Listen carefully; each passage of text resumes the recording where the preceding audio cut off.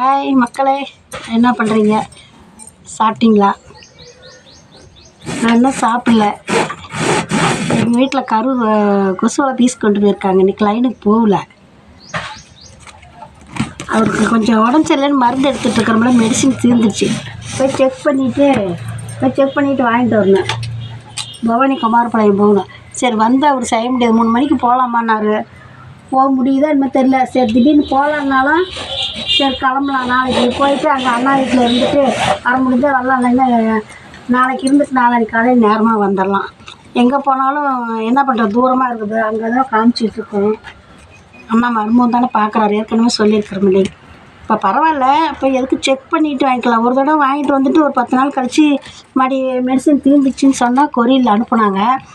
இப்போ பரவாயில்லம்மான்னாரு. சரி போய் செக் பண்ணிவிட்டு சுகர் இருந்தால் தானே சித்திரும். எப்படி மக்களை? சரி கூடையெல்லாம் அவுத்து வச்சு ரெடி பண்ணி வச்சா பார்க்கலாம். அவர் அலைச்சலில் வர்றதுக்கு 4-5 மணி ஆகும். ஆனால் சாப்பிடல. என்ன வேலை இது கூட நம்ம சரின்னா துணியெல்லாம் துவைச்சா வேலை முடிஞ்சுது. சாப்பிடணும். வெயில் வந்துட்டால் இதை ஒன்றும் பண்ண முடியாது.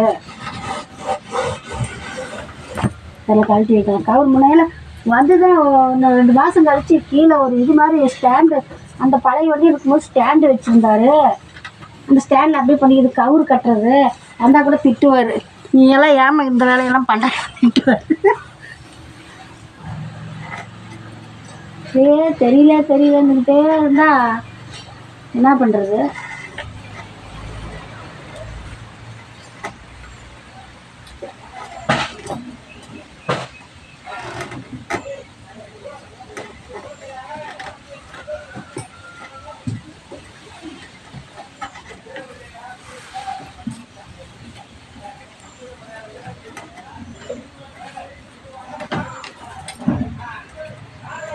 அவரோட இதெல்லாம் நம்மளும் பார்த்தா தானே மனுஷன் வெளியே போயிட்டு வந்தால் கடுப்பாக பேசுகிறாருன்னா அவனுக்கு இப்போ தானே தெரியுது.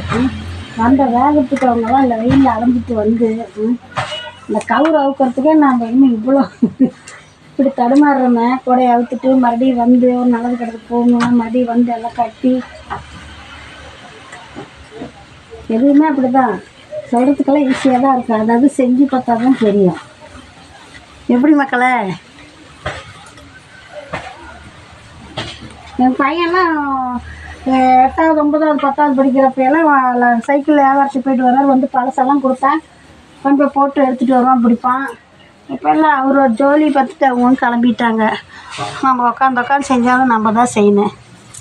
எனக்கு ஏதோ ஒன்றுன்னா அவர் அழிஞ்சு அம்மம்மாங்கிறதுக்கு, அவருக்கு ஏதோ ஒன்றுன்னா அப்பப்பா பார்த்துப்பா, என்னப்பா பார்த்து பொறுமைப்பா அப்படின்னு நம்ம சொல்ல. இனிமேல் இப்படி தான் வண்டி ஓட்டி ஆகணும். என்ன பண்ணுறது? நமக்கு என்ன இப்பயே அப்படி ஆயிடுச்சு வயசு. நம்ம மனசை நம்ம ரிலாக்ஸாக வச்சுக்க வேண்டியது தான். நான் கொஞ்சம் தெம்பாக இருந்தாவே அவருக்கு அதே கொஞ்சம் வரும்போது நான் கொஞ்சம் புஷ்கன் இருந்தால் அவர் மனசு விட்டுறாரு. இங்கே வந்தாக்க மத்தியானம் வந்து திட்டுவார். இதெல்லாம் ஒன்றும் தெரியாத இதெல்லாம் கிடையாது. எப்படி தான் கட்டிக்கிறாரு அதை பார்த்து அவுத்தா தீர்ந்துச்சு. நம்ம சிரமப்படுவோம்னு அவங்க அப்படி நினைக்கிறாங்க. அதெல்லாம் ஒன்றும் இல்லைப்பா. இப்போ இன்னொரு நாளைக்கு ஏதோ ஒரு அவசரனால அது அவுருமானாலும் நம்ம அவுக்கலாம். ஏன்னா நான் இதை அவுத்ததில்லை. முதல்ல ஸ்டாண்ட் வச்சுருந்தேன் பழைய வண்டியில். அந்த வண்டி ஓட்டிகிட்டு இருக்கும்போது எல்லாருமே வருதா இந்த வண்டி வண்டி வச்சுக்கிட்டு உருட்டிகிட்டு இருக்கிறாருனாரு. அதுவும் நமக்கு 10-15 வருஷம் கை கொடுத்துச்சு. செகண்டில் தான் வாங்கினாங்க பிள்ளைங்கள்லாம் படிக்கிறப்ப. அதெல்லாம் அவ்வளவு தான் பேசுனாங்க. அவுத்துட்டேன் மக்களை. பார்க்கலாம், இறக்கி பார்க்குறேன்.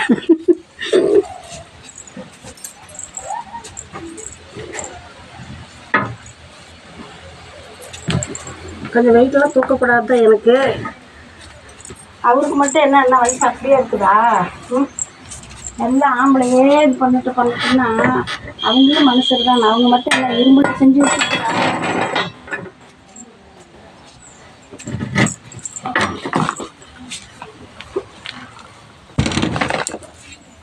தண்ணி கூடமே நான் தூக்கடிச்சு கொடுறேன்னு நீ இதெல்லாம் தூக்கிட்டு இருந்து ஏதோ ஒன்று நம்ம என்னமா பண்ணுறது? ஏற்கனவே இப்போ தான் பரவாயில்ல, மெடிசன் எடுத்துகிட்டு இப்போ தான் பரவாயில்ல. இந்த வேலையெல்லாம் பண்ணிகிட்டு இருக்கிறேன் பாருங்க. அதெல்லாம் என்ன போய் பாருங்க, கழட்டி வச்சு பாருங்க. கையை கொண்டு போய் வச்சிடலாம்.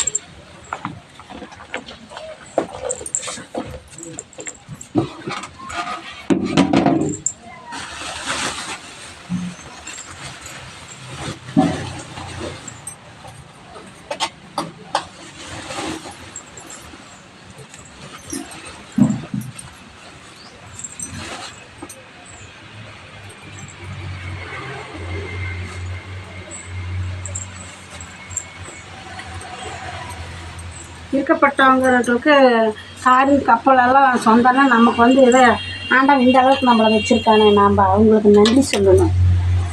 கடனாலும் கடன் எடுத்து கட்டுனாரு, இது கூட இல்லை. இன்னும் அந்த நினப்பில் தான் நாங்களும் இன்னும் சைக்கிள் வச்சுக்கிட்டு இருக்கிறோம்.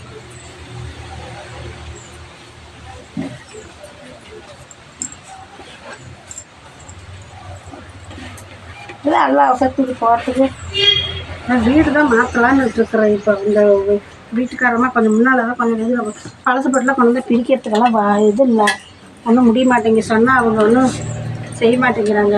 நம்ம வேறு பக்கம் வீடு தான் பார்க்கலான்னு இருக்கிறோம். என்ன இருக்கிறவங்களுக்கு ஒரு வீடு இல்லாதவங்களுக்கு ஊரெல்லாம் வீடு. அதனால் என்ன பிள்ளைங்களை பார்க்காத நமக்காக நம்ம வாழ்ந்துருந்தா இன்றைக்கி நம்ம தான் பெரிய ஆள். பார்க்கலாம் எவ்வளவோ பார்த்தோம். பாய் மக்களே.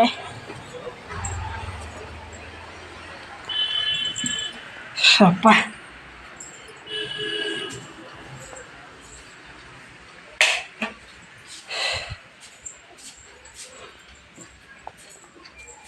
சாப்பிட்ணும்.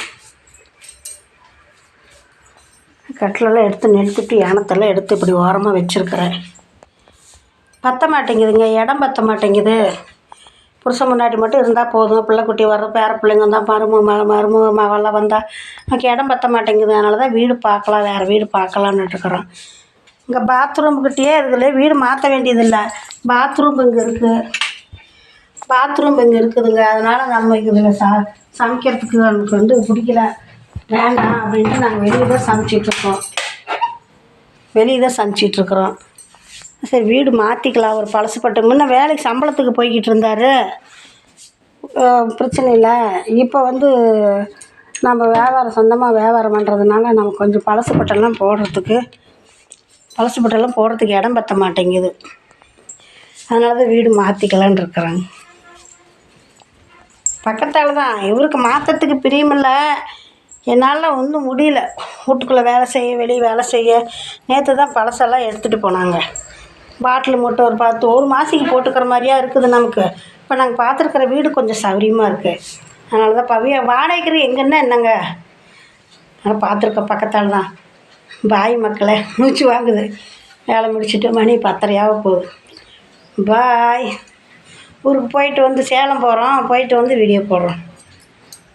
பவானி கமார்பாளையம் போயிட்டு சேலம் போகணும். பாய்.